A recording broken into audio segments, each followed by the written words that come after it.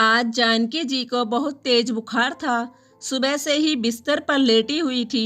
बुखार से पूरा शरीर तप रहा था। पति की मौत ने उन्हें मुख सा बना दिया था। उनके दो बेटे थे, परंतु दोनों ही अलग अलग घरों में रहते थे। जानकी जी अपने बड़े बेटे के पास रहती थी। अपने पोते पोतियों को देखकर वह अपना गम भुलाने की कोशिश करती थी। कभी लाखों रुपए अपने हाथ में रखने वाली जानकी देवी के पास आज दवाई लाने के लिए भी पैसे नहीं थे। संपत्ति के नाम पर बस थैले में रखे दो जोड़ी कपड़े ही थे। पति की मौत के बाद दोनों बेटों ने उसकी कमाई दौलत और गहनों का आपस में बंटवारा कर लिया था।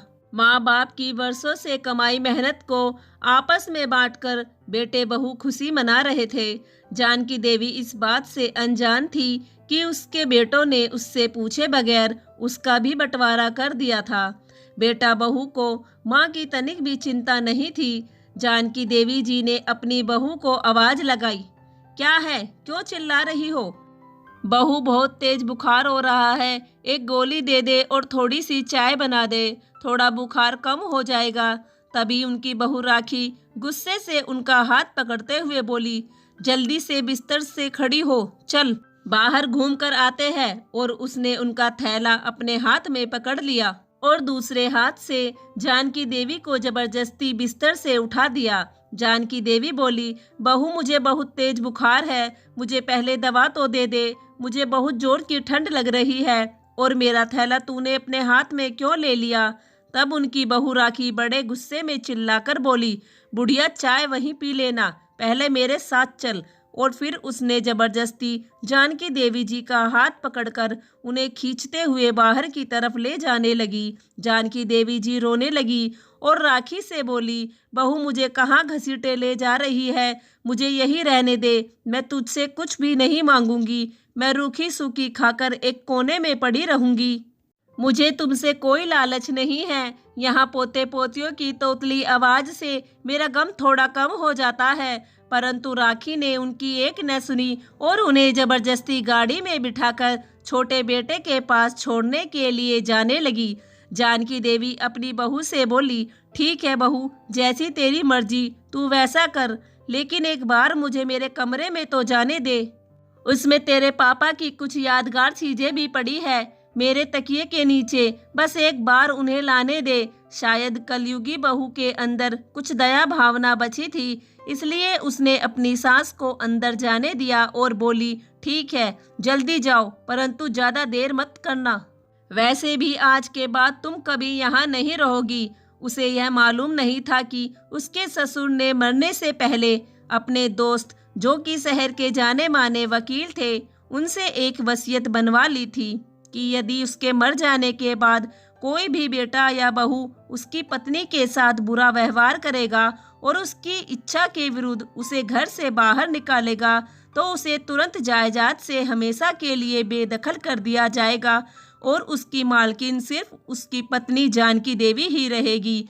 जो बेटा बहू उसकी सेवा करेंगे वही जानकी देवी के बाद उस संपत्ति के हकदार होंगे, अन्यथा सारी प्रॉपर्टी एक अनाथालय में दान कर दी जाएगी।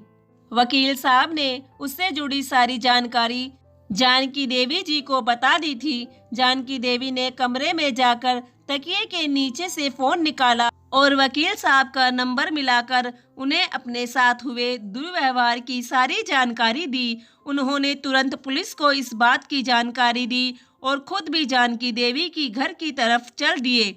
थोड़ी देर में दरवाजे की घंटी बजी। जैसे ही राखी ने दरवाजा खोला, अचानक वकील को महिला पुलिस के साथ देख उसके होश उड़ गए। यह देखकर जानकी देवी जी ने वकील साहब से कहा, भाई साहब, यह जबरदस्ती मुझे घर से निकाल रही थी। तब महिला अधिकारी ने उसे जोर से फटकार लगाते हुए कहा, चल थाने में, कुछ दिन वहां रहेगी तो अकल ठिकाने आ जाएगी।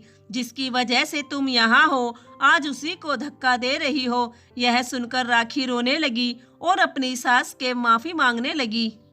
माँ जी, मुझे माफ कर दो। ससुर जी के जाने के बाद मुझे घमंड आ गया था और मैं अपने आप को इस घर की मालकिन समझने लगी थी। घमंड के कारण मेरी आंखों पर भी पर्दा पड़ गया था, परंतु अब मैं कभी भी ऐसा नहीं करूंगी। वकील साहब बोले, अब ये मकान जानकी देवी के नाम है। जब तक यह जीवित रहेगी, यह मकान इन्हीं के नाम रहेगा। जो भी इनकी सेवा करेगा और इन्हें खुश रखेगा, वह इसके हकदार होंगे। उन्होंने जानकी देवी के घर में सीसीटीवी कैमरे लगाने के आदेश भी दे दिए, जिससे कि राखी फिर से ऐसी हरकत ना कर सके। फिर उन्होंने और महिला पुलिस ने राखी को चेतावनी भी दी और कहा, यह कोई वस्तु नहीं है जिसे आपस में बांट दिया जाए, और वह भी किसी की इच्छा के विरुद्ध।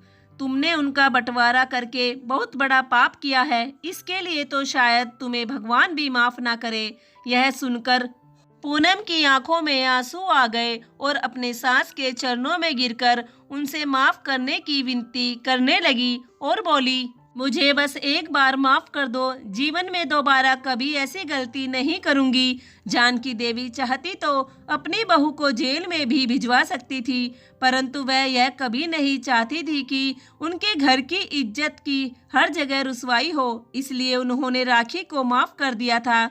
वैसे भी जिस जायदाद पर राखी को घमंड था, अब उन्हीं के नाम हो चुकी थी और अब वह उनकी मर्जी के बगैर कुछ भी नहीं कर सकती थी। उसके बाद उन्होंने वकील साहब और महिला पुलिस का धन्यवाद किया, जिन्होंने एक बार फिर उसे उसके घर की मालकिन बना दिया था और राखी को सबक भी सिखा दिया था। दोस्तों, कहानी अच्छी लगी हो तो प्लीज़ चैनल को सब्सक्राइब कर लीजिए। धन्यवाद।